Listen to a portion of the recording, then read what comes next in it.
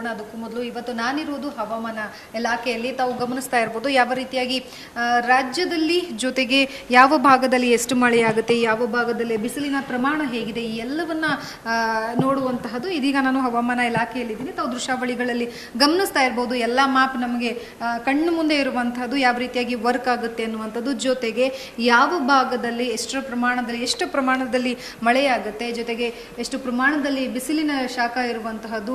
So ಸಂಪೂರ್ಣವಾಗಿ ಏನು ಹವಾಮಾನ ಇಲಾಖೆಯಲ್ಲಿ ಇದರ ಆಧಾರದ ಮೇಲೆ ಕೆಲಸಗಳು ನಡೀತಾ ಇರುವಂಥದ್ದನ್ನು ಸದ್ಯಕ್ಕೆ ನಮಗೆ ಕಂಡು ಬರ್ತಾ ಇರುವಂತಹದ್ದು. ನಮ್ಮ ರಾಜ್ಯದ ಬೇರೆ ಬೇರೆ ಜಿಲ್ಲೆಗಳಾಗಿರ್ಬೋದು, ಅದರಲ್ಲೂ ಉತ್ತರ ಕರ್ನಾಟಕದ ಭಾಗದಲ್ಲಿ ಸಾಕಷ್ಟು ಬಿಸಿಲು ಪ್ರತಿ ವರ್ಷವೂ ಇರುವಂಥದ್ದು. ಸೊ ಅದೇ ರೀತಿಯಾಗಿ ಈ ಬಾರಿಯೂ ಸಹ ಏನು ಬಿಸಿಲಿನ ಪ್ರಮಾಣ ಜಾಸ್ತಿ, ಉಷ್ಣಾಂಶ ಜಾಸ್ತಿ ಇರುವಂಥದ್ದು. ಈಗ ಬೆಂಗಳೂರಲ್ಲಿಯೂ ಸಹ ಅಷ್ಟರ ಹೆಚ್ಚಿಗೆ ಇರುವಂಥದ್ದು ನಾವು ಕಳೆದ ಬಾರಿಯೂ ಸಹ ನೋಡಿದ್ವಿ. ಸಂಪೂರ್ಣವಾಗಿ 40ರವರೆಗೆ ಬೆಂಗಳೂರಲ್ಲಿ ಹೋಗುತ್ತೆ ಅನ್ನುವಂತಹ ಒಂದು ಮಾಹಿತಿಯನ್ನ ಸಹ ನಾವೆಲ್ಲ ಕೇಳಿದ್ವಿ. ಹಾಗಾದ್ರೆ ಇವಾಗ ಎಷ್ಟಿದೆ ಪ್ರಮಾಣ, ಯಾವ ರೀತಿಯಾಗಿದೆ, ಉಷ್ಣಾಂಶ ಎಷ್ಟಿದೆ, ಎಷ್ಟು ಹೆಚ್ಚಳ ಆಗುತ್ತೆ, ಯಾಕೆ ಮುಂಗಾರು ಮಳೆ ಎಷ್ಟು ಪ್ರಮಾಣದಲ್ಲಿ ಆಗುವಂಥದ್ದು, ಕಳೆದ 5 ವರ್ಷದಿಂದಲೂ ಸಹ ಮಳೆಯಲ್ಲಿ ಯಾಕೆ ಯಾವ ಇಯರಲ್ಲಿ ಬಿಸಿಲು ಜಾಸ್ತಿ ಆಗುತ್ತೋ, ಯಾವ ವರ್ಷದಲ್ಲಿ ಮಳೆ ಜಾಸ್ತಿ ಆಗಿತ್ತು, ಈ ಎಲ್ಲದರ ಕುರಿತು ಮಾತನಾಡುವುದಕ್ಕೆ ನನ್ನೊಟ್ಟಿಗಿದ್ದಾರೆ ಹವಾಮಾನ ಇಲಾಖೆಯ ತಜ್ಞರಾಗಿರುವಂತಹ CS ಪಾಟೀಲ್ ಅವರು. ಅವ್ರ ಹತ್ರ ನಾನು ಮಾತಾಡಿಸ್ತಾ ಹೋಗ್ತೀನಿ. ಜೊತೆಗೆ ಯಾವ ಯಾವ ಭಾಗದಲ್ಲಿ ಎಷ್ಟು ಪ್ರಮಾಣ ಇದೆ ಅಂತ ಹೇಳಿ ನಾನು ಕೇಳ್ತಾ ಹೋಗ್ತೀನಿ. ಸರ್ ನಮಸ್ತೆ. ಸರ್, ಈಗ ರಾಜ್ಯದಲ್ಲಿ ಬಿಸಿಲಿನ ತಾಪಮಾನ ಹೇಗಿದೆ, ಉಷ್ಣಾಂಶ ಎಷ್ಟು ಮಟ್ಟಿಗಿದೆ, ನಮ್ಮ ವೀಕ್ಷಕರಿಗೆ ತಿಳಿಸ್ಕೊಡೋದಾದ್ರೆ ತಿಳಿಸ್ಕೊಡಿ. ರಾಜ್ಯದಲ್ಲಿ ಕಲಬುರಗಿಯಲ್ಲಿ ದಿನಾಲು ಗರಿಷ್ಠ ಉಷ್ಣಾಂಶ ದಾಖಲಾಗ್ತಾ ಬಂದಿದೆ. ಮೇ 27ರಿಂದ ಮೇ 2ರವರೆಗೆ ಕಲಬುರಗಿಯಲ್ಲಿ ಗರಿಷ್ಠ ಉಷ್ಣಾಂಶ ಸುಮಾರು 41ರಿಂದ 43 ಡಿಗ್ರಿ ಸೆಲ್ಸಿಯಸ್ ಹೋಗುವ ಸಾಧ್ಯತೆಗಳಿದ್ದಾವೆ. ಬೀದರು, ಯಾದಗಿರಿ, ರಾಯಚೂರು, ವಿಜಯಪುರ, ಬಾಗಲಕೋಟೆ, ಕೊಪ್ಪಳ, ಗದಗ, ವಿಜಯನಗರ, ಬಳ್ಳಾರಿ ಈ ಜಿಲ್ಲೆಗಳಲ್ಲಿ ಗರಿಷ್ಠ ಉಷ್ಣಾಂಶ ಸುಮಾರು 40ರಿಂದ 42 ಡಿಗ್ರಿ ಸೆಲ್ಸಿಯಸ್ ಮುಂದಿನ ಒಂದು ವಾರದವರೆಗೆ ಹೋಗುವ ಸಾಧ್ಯತೆಗಳಾದವು. ಮುಂದೆ ಬೆಳಗಾವಿ, ಧಾರವಾಡ, ಹಾವೇರಿ ಈ ಜಿಲ್ಲೆಗಳಲ್ಲಿ ಗರಿಷ್ಠ ಉಷ್ಣಾಂಶ ಸುಮಾರು 36ರಿಂದ 38 ಡಿಗ್ರಿ ಸೆಲ್ಸಿಯಸ್ ಹೋಗುವ ಸಾಧ್ಯತೆಗಳಿದಾವೆ. ಒಂದು ಬೆಂಗಳೂರಿನಲ್ಲಿ ಮುಂದಿನ ಒಂದು ವಾರದವರೆಗೆ ಗರಿಷ್ಠ ಉಷ್ಣಾಂಶ ಸುಮಾರು 36 ಡಿಗ್ರಿ ಸೆಲ್ಸಿಯಸ್ಸು, ಕನಿಷ್ಠ ಉಷ್ಣಾಂಶ ಸುಮಾರು 24 ಡಿಗ್ರಿ ಸೆಲ್ಸಿಯಸ್ ಹೋಗುವ ಸಾಧ್ಯತೆಗಳಿದಾವೆ. ಮತ್ತು ಚಿತ್ರದುರ್ಗ, ದಾವಣಗೆರೆ ಈ ಜಿಲ್ಲೆಗಳಲ್ಲಿ ಗರಿಷ್ಠ ಉಷ್ಣಾಂಶ ಸುಮಾರು 38ರಿಂದ 40 ಡಿಗ್ರಿ ಸೆಲ್ಸಿಯಸ್ಸು ಹಾಗೂ ಕನಿಷ್ಠ ಉಷ್ಣಾಂಶ ಸುಮಾರು 24ರಿಂದ 26 ಡಿಗ್ರಿ ಸೆಲ್ಸಿಯಸ್ ಹೋಗುವ ಸಾಧ್ಯತೆಗಳದಾವು.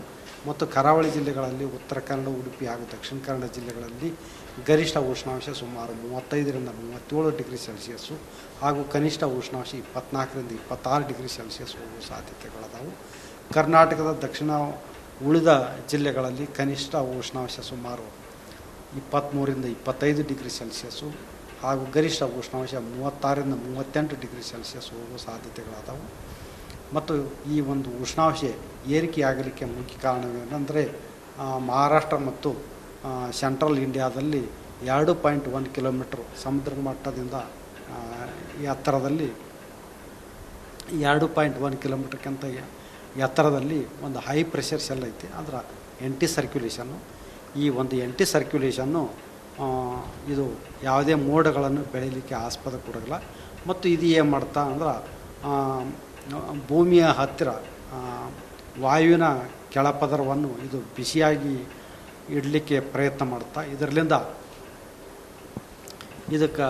ಇದು ಒಂದು ಕ್ಯಾಪ್ ಥರ ಕೆಲಸ ಮಾಡ್ತದೆ. ಇದು ಎಂಟಿ ಸರ್ಕ್ಯುಲೇಷನ್. ಇದರಿಂದ ಉಷ್ಣಾಂಶ ಬರೀ ಉತ್ತರ ಕರ್ನಾಟಕದ ಅಂತೇನಿಲ್ಲ, ಇನ್ನು ಮಹಾರಾಷ್ಟ್ರ, ತೆಲಂಗಾಣದಲ್ಲಿ ಕೂಡ ಉಷ್ಣಾಂಶ ಏರಿಕೆ ಆಗಲಿಕ್ಕೆ ಇದು ಒಂದು ಮುಖ್ಯ ಕಾರಣ. ಎರಡನೇದಾಗಿ ಜಾಗತಿಕ ಮಟ್ಟದಲ್ಲಿ ಉಷ್ಣಾಂಶ ಏರಿಕೆ ಆಗ್ತಾಯಿದೆ. ಇದಕ್ಕೆ ಮುಖ್ಯ ಕಾರಣವೇನೆಂದರೆ ಹಸಿರು ಮನೆ ಅನಿಲಗಳಂತ ಮುಖ್ಯ ಕಾರಣ. ಇದಕ್ಕೆ carbon dioxide, methane, nitrous oxide ಇವು ಕೂಡ ಉಷ್ಣಾಂಶ ಏರಿಕೆ ಆಗಲಿಕ್ಕೆ ಸರ್. ಈಗ ನಾವು ಅದು ಅಲ್ಲದೆ ಈಗ ಎನ್ಸೋ ಪೂರ್ವ ಪೆಸಿಫಿಕ್ ಮಹಾಸಾಗರದಲ್ಲಿ ಎನ್ಸೋ ನ್ಯೂಟ್ರಲ್ ಕಂಡೀಷನ್ ಅಂದಿದೆ. ಮುಂದೆ ಜುಲೈ ನಂತರ ಎಲ್ಲಿನೋ ಬರುವ ಸಾಧ್ಯತೆಗಳಿರುವುದರಿಂದ ಇದು ಉಷ್ಣಾಂಶ ಏರಿಕೆ ಆಗಲಿಕ್ಕೆ ಒಂದು ಕಾರಣ. ಮತ್ತು ಕರ್ನಾಟಕದ ಉತ್ತರ ಒಳನಾಡು ಹಾಗೂ ದಕ್ಷಿಣ ಒಳನಾಡಿನಲ್ಲಿ 0.9 ಕಿಲೋಮೀಟರ್ ಎತ್ತರದಲ್ಲಿ ಒಂದು ಟ್ರಫ್ ಇದೆ. ಈ ಒಂದು ಟ್ರಫ್ ಇರುವುದರಿಂದ ಕರ್ನಾಟಕದ ಉತ್ತರ ಒಳನಾಡು ಹಾಗೂ ದಕ್ಷಿಣ ಒಳನಾಡಿನಲ್ಲಿ ಮುಂದಿನ ಒಂದು ವಾರದವರೆಗೆ ಕೆಲವು ಕಡೆ ಅಂದರೆ 25% ಕಡಿಮೆ ಪ್ರದೇಶದಲ್ಲಿ ಗುಡುಗು ಮಿಂಚು ಸಮೇತವಾಗಿ ಹಗುರವಾಗಿ ಮಳೆಯಾಗುವ ಸಾಧ್ಯತೆ ಐತಿ. ಮಳೆಯ ಜೊತೆಗೆ ಗುಡುಗು ಮಿಂಚು ಇರುವ ಸಾಧ್ಯತೆ ಇದ್ದು ಮತ್ತು ಗಾಳಿಯ ವೇಗವು ಕೂಡ ಪ್ರತಿ ಗಂಟೆಗೆ 30ರಿಂದ 40 ಕಿಲೋಮೀಟ್ರು ಇರುವ ಸಾಧ್ಯತೆಗಳದಾವು. ಅದು ಏಪ್ರಿಲ್ 29, 30 ಹಾಗೂ ಮೇ 1ರಂದು ಕರ್ನಾಟಕದ ದಕ್ಷಿಣ ಒಳನಾಡಿನ ಬಹುತೇಕ ಎಲ್ಲ ಜಿಲ್ಲೆಗಳಲ್ಲಿ ಹಗುರವಾಗಿ ಗುಡುಗು ಮಿಂಚು ಸಮೇತವಾಗಿ ಮಳೆಯಾಗುವ ಸಾಧ್ಯತೆಗಳದಾವೆ. ಸರ್, ಈಗ ನಾವು 5 ವರ್ಷದಿಂದ ನೋಡೋದಾದರೆ ಯಾವ ವರ್ಷ ಹೆಚ್ಚು ಬಿಸಿಲು ಇರುವಂಥದ್ದು? ಅಂದರೆ ಇದೇ ಬಾರಿ ಇಷ್ಟು ಗರಿಷ್ಠ ಉಷ್ಣಾಂಶ ಇರುವಂಥದ್ದು ಅಥವಾ ಕಳೆದ ವರ್ಷದಲ್ಲೂ ಏನಾದರೂ ಇತ್ತಾ ಈ ರೀತಿಯಾಗಿ? ಬೆಂಗಳೂರಿನಲ್ಲಿ 2024ರಲ್ಲಿ ಗರಿಷ್ಠ ಉಷ್ಣಾಂಶ 39.2 ಡಿಗ್ರಿ ಸೆಲ್ಸಿಯಸ್ ದಾಖಲಾಗಿದೆ. ಮತ್ತು ಈ ವರ್ಷವೂ ಇನ್ನೂ 37 ಡಿಗ್ರಿ ತನಕ ಅಷ್ಟೇ ಹೋಗಿದೆ ಬೆಂಗಳೂರಿನಲ್ಲಿ. ಇನ್ನೂ 38-39 ಡಿಗ್ರಿ ಸೆಲ್ಸಿಯಸ್ ಇನ್ನೂ ತಲುಪಿಲ್ಲ. ಮುಂದೆ ಮೇ ತಿಂಗಳಲ್ಲಿ 38-39 ಡಿಗ್ರಿ ಸೆಲ್ಸಿಯಸ್ ಹೋಗ್ಬೋದು. ಮತ್ತು ಉತ್ತರ ಒಳನಾಡಿನ ಜಿಲ್ಲೆಗಳಲ್ಲಿ ಹೀಟ್ ವೇವ್ ಕಂಡೀಷನ್ಸ್ ಬರೋಷ್ಟು ಉಷ್ಣಾಂಶ ಏರಿಕೆ ಆಗಿಲ್ಲ. ಆದರೆ ರಾತ್ರಿ ವೇಳೆಯಲ್ಲಿ ಮತ್ತು ಹಗಲಿನ ವೇಳೆಯಲ್ಲಿ ಸಾಮಾನ್ಯ ಉಷ್ಣಾಂಶಕ್ಕಿಂತ 2-3 ಡಿಗ್ರಿ ಸೆಲ್ಸಿಯಸ್ ಸತತವಾಗಿ ಒಂದು ತಿಂಗಳಿಂದ ಉಷ್ಣಾಂಶ ಹೆಚ್ಚಿಗಿರುವುದರ ಕಾರಣವಾಗಿ ನಮಗೆ ಜಾಸ್ತಿ ಸೆಕೆ ಅನಿಸುತ್ತೆ ಇದರಿಂದ. ಇನ್ನು ಈಗ ಉತ್ತರ ಕರ್ನಾಟಕದ ಭಾಗದಲ್ಲಿ ಈಗ ಆಲ್ರೆಡಿ 40 ಗರಿಷ್ಠ ಇರುವಂತಹದ್ದು ಇನ್ನೂ ಜಾಸ್ತಿ ಆಗುತ್ತಾ ಅನ್ನುವಂತಹ ಭಯ ಹುಟ್ಟಿದೆ. ಸೊ ಉತ್ತರ ಕರ್ನಾಟಕದ ಭಾಗದಲ್ಲೂ ಸಹ ಇನ್ನೂ ಜಾಸ್ತಿ ಆಗುವಂಥ ಸಾಧ್ಯತೆ ಇದೆಯಾ, ಹೇಗೆ? ಇನ್ನು ಮೇ ತಿಂಗಳಲ್ಲಿ ಉತ್ತರ ಒಳನಾಡಿನ ಜಿಲ್ಲೆಗಳಲ್ಲಿ ಉಷ್ಣಾಂಶ ಇನ್ನೂ ಹೆಚ್ಚಿಗೆ ಆಗುವ ಸಾಧ್ಯತೆಗಳದಾವು. ಕಲಬುರಗಿ, ಯಾದಗಿರಿ ಅಂಥ ಜಿಲ್ಲೆಗಳಲ್ಲಿ ಉಷ್ಣಾಂಶ 42ರಿಂದ 44 ಡಿಗ್ರಿ ಸೆಲ್ಸಿಯಸ್ಸು ಮತ್ತು ಉಳಿದ ಜಿಲ್ಲೆಗಳಲ್ಲಿ 40ರಿಂದ 42 ಡಿಗ್ರಿ ಸೆಲ್ಸಿಯಸ್ ಹೋಗುವ ಸಾಧ್ಯತೆಗಳದಾವು. ಬಳ್ಳಾರಿ, ವಿಜಯನಗರ ಈ ಜಿಲ್ಲೆಗಳಲ್ಲಿ ಕೂಡ 41ರಿಂದ 43 ಡಿಗ್ರಿ ಸೆಲ್ಸಿಯಸ್ ಮುಂದಿನ ದಿನಗಳಲ್ಲಿ ಹೋಗುವ ಸಾಧ್ಯತೆಗಳದಾವು. ಬೆಂಗಳೂರಿನಲ್ಲಿ ಗರಿಷ್ಠ ಹೋಗೋದಾದರೆ ಎಷ್ಟರ ಮಟ್ಟಿಗೆ ತಾಪಮಾನ ಏರಿಕೆ ಆಗ್ಬೋದು? ಬೆಂಗಳೂರಿನಲ್ಲಿ 39 ಡಿಗ್ರಿ ಸೆಲ್ಸಿಯಸ್ ತನೂ ಉಷ್ಣಾಂಶ ಏರಿಕೆ ಆಗುವ ಸಾಧ್ಯತೆಗಳದಾವೆ ಮೇ ತಿಂಗಳಲ್ಲಿ. ಈಗ ಮುಂಗಾರು ಮಳೆಯನ್ನು ನೋಡೋದಾದರೆ ಕಳೆದ 2022-24ರಲ್ಲಿ ಈ ಬೇಸಿಗೆ ಕಾಲದಲ್ಲಿ ಸಂಪೂರ್ಣವಾಗಿ ಮಳೆಯಾಗಿತ್ತು. ಸೊ ಎಲ್ಲೋ ಒಂದು ಕಡೆಗೆ ಇತ್ತೀಚೆಗೆ ಮಳೆ ಅನ್ನುವಂಥದ್ದು ತುಂಬ ದೂರ ಆಗ್ತಾ ಇದೆ. ಸೊ ಮಳೆ ಇಲ್ಲದೆ ಇರೋ ಕಾರಣಕ್ಕಿನ ಈಗ ಮುಂಗಾರು ಮಳೆ ಇನ್ನೂ ಡಿಲೇ ಆಗುವಂಥ ಸಾಧ್ಯತೆ ಇದೆಯಾ ಅಥವಾ ಮೇ ತಿಂಗಳಲ್ಲಿ ಏನಾದರೂ ಮೇ ತಿಂಗಳ ಕೊನೆಯದಲ್ಲಿ ಮಳೆ ಆಗುವಂಥ ಸಾಧ್ಯತೆ ಇದೆಯಾ, ಹೇಗೆ? ಮೇ ತಿಂಗಳಲ್ಲಿ ಕೆಲವು ಕಡೆ ಅಲ್ಲಲ್ಲಿ ಹಗುರವಾಗಿ ಗುಡುಗು ಮಿಂಚು ಸಮೇತವಾಗಿ ಮಳೆಯಾಗುವ ಸಾಧ್ಯತೆಗಳದಾವು. ಆದರೆ ಏಪ್ರಿಲ್ ತಿಂಗಳಲ್ಲಿ ಕೂಡ 29 ಹಾಗೂ 30ರಂದು ಕೆಲವು ಕಡೆ ಮಳೆಯಾಗುವ ಸಾಧ್ಯತೆಗಳದಾವು. ಮಳೆ ಅಲ್ಲಲ್ಲಿ ಆಗಿದೆ, ಆದರೂ ಅಷ್ಟೊಂದು ಮಳೆಯಾಗಿಲ್ಲ, ಹಗುರವಾಗಿ ಮಳೆಯಾಗಿದೆ. ಓಕೆ ಸರ್, ಇಲ್ಲಿ ನಮ್ಮ ವೀಕ್ಷಕರಿಗೆ ಇದೊಂದು ತಾವು ತಿಳಿಸ್ಕೊಡ್ಬೇಕು ಅಂತ ಹೇಳಿ, ಇದು ಗ್ರೀನ್, ಯೆಲ್ಲೋ ಮತ್ತು ರೆಡ್ ಇದೇನು ಇದೆಯಲ್ಲ, ಇದ್ರ ಬಗ್ಗೆ ಒಂದು ಸ್ವಲ್ಪ ಮಾಹಿತಿಯನ್ನು ತಿಳಿಸ್ಕೊಡೋದಾದ್ರೆ? ಇದು ಮಳೆ ಅಥವಾ ಗುಡುಗು ಮಿಂಚು ಬಂದಾಗ, ಮಳೆ ಬರ್ತಂಥ ಸಾಧ್ಯತೆ ಇದ್ದಾಗ ನಾವು ಅಲರ್ಟ್ ಕೊಡ್ತೀವಿ. ಇವೆಲ್ಲ ಉಳಿದ ಈ ಜಿಲ್ಲೆಗಳಲ್ಲಿ ಯಾವುದೇ ಅಲರ್ಟ್ ಇಲ್ಲ ಅಂತ ಇದರ ಅರ್ಥ. ಓಕೆ, ಯಾವ್ಯಾವ ಜಿಲ್ಲೆಗೆ ತಾವು ಅಲರ್ಟನ್ನು ಕೊಟ್ಟಿದ್ದೀರಾ ಸದ್ಯಕ್ಕೆ? ಸದ್ಯಕ್ಕೆ ಇದು ಯಾದಗಿರಿ ಮತ್ತು ರಾಯಚೂರು ಜಿಲ್ಲೆಗಳಿಗೆ ಗುಡುಗು ಮಿಂಚು ಮಳೆ ಬರ್ತಂತೇಳಿ ಈಗ ಮುಂದಿನ 3 ತಾಸುಗಳವರೆಗೆ ಮಳೆ ಬರ್ಬೋದು ಅಂತೇಳಿ ಮುನ್ಸೂಚನೆ ಕೊಟ್ಟಿದ್ದೀವಿ.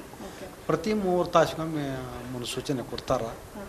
ಗುಡುಗು ಮಿಂಚು ಪ್ರತಿ ಜಿಲ್ಲಾಕ್ಕೆ ಎಷ್ಟೆಷ್ಟು ಗುಡುಗು ಮಿಂಚು ಬರ್ತೋ ಅಥವಾ ಗಾಳಿಯ ವೇಗ ಇರುತ್ತಾ ಅದ್ರ ಬಗ್ಗೆ. ಸೊ ನೋಡಿದ್ರಲ್ಲ, ಒಟ್ಟಾರೆಯಾಗಿ ಬೆಂಗಳೂರಿನಲ್ಲಾಗಿರ್ಬೋದು, ರಾಜ್ಯದ ನಾನಾ ಭಾಗದಲ್ಲಾಗಿರ್ಬೋದು ಯಾವ ರೀತಿಯಾಗಿ ಮಳೆ ಆಗುತ್ತೆ. ಜೊತೆಗೆ ಮಳೆಯಕ್ಕಿಂತ ಮುಂಚಿತವಾಗಿ ಈಗ ಎಲ್ಲರಲ್ಲೂ ಇರುವಂತಹ ಭಯ ಗರಿಷ್ಠ ತಾಪಮಾನ ಏರಿಕೆ ಆಗುತ್ತೆ ಅನ್ನುವಂತಹದ್ದು. ಸೊ ಅದ್ರ ಬಗ್ಗೆನೂ ಸಂಪೂರ್ಣವಾಗಿ ಮಾಹಿತಿಯನ್ನು ತಿಳಿಸ್ಕೊಟ್ಟಿರುವಂತಹದ್ದು. ಜೊತೆಗೆ ಏನಂತಂದರೆ ಮೇ ತಿಂಗಳು ಬರುತ್ತೆ ಅಂತಂದರೆ ಸಾಕು, ಎಲ್ರಿಗೂ ಭಯ ಇರುವಂಥದ್ದು ಮೇ ತಿಂಗಳಲ್ಲಿ ಇನ್ನೂ ಬಿಸಿಲು ಜಾಸ್ತಿ ಆಗುತ್ತೆ ಅನ್ನುವಂತಹದ್ದು ಸದ್ಯದ ಮಾಹಿತಿಯ ಪ್ರಕಾರ. ಎಂದಿನಂತೆ ಕಳೆದ 5 ವರ್ಷದಲ್ಲಿ ಯಾವತ್ತೂ ಇಷ್ಟು ಬಿಸಿಲು ಬೆಂಗಳೂರಲ್ಲಿ 39 2024ರಲ್ಲಿತ್ತು, ಸದ್ಯಕ್ಕೆ ಇನ್ನು 37ರವರೆಗೆ ಮಾತ್ರ ಇರುವಂಥದ್ದು ಅನ್ನುವಂಥ ಮಾಹಿತಿಯನ್ನು ಹೇಳಿದ್ದಾರೆ. ಒಟ್ಟಾರೆಯಾಗಿ ಭಯ ಪಡುವಂತಹ ಅವಶ್ಯಕತೆ ಇಲ್ಲ, ಅದಕ್ಕೆ ತಕ್ಕಂಥ ಪ್ರಿಕಾಷನ್ಸ್ನ ತೆಗೆದುಕೊಂಡು ಎಚ್ಚೆತ್ತುಕೊಳ್ಳಬೇಕಾಗಿರುವಂಥದ್ದು. ಜೊತೆಗೆ ಮೇ ತಿಂಗಳ ಕೊನೆಯ ವಾರದಲ್ಲಿ ಅಥವಾ ಮೇ ತಿಂಗಳ ಕೊನೆಯ ಅಂದರೆ ಎಂಡಲ್ಲಿ ಮಳೆ ಆಗುವಂಥ ಸಾಧ್ಯತೆ ಸಹ ಇರುವಂಥದ್ದು ಎಂದು ಹವಾಮಾನ ಇಲಾಖೆ ತಜ್ಞರು ಹೇಳಿರುವಂತಹದ್ದು. ಕ್ಯಾಮರಾ ಪರ್ಸನ್ ವಿಕಾಸ್ ಜೊತೆ ಲಕ್ಷ್ಮೀ ಬಾಗಲಕೋಟಿ, ಯಶ್ವರ್ಗ ನ್ಯೂಸ್, ಬೆಂಗಳೂರು.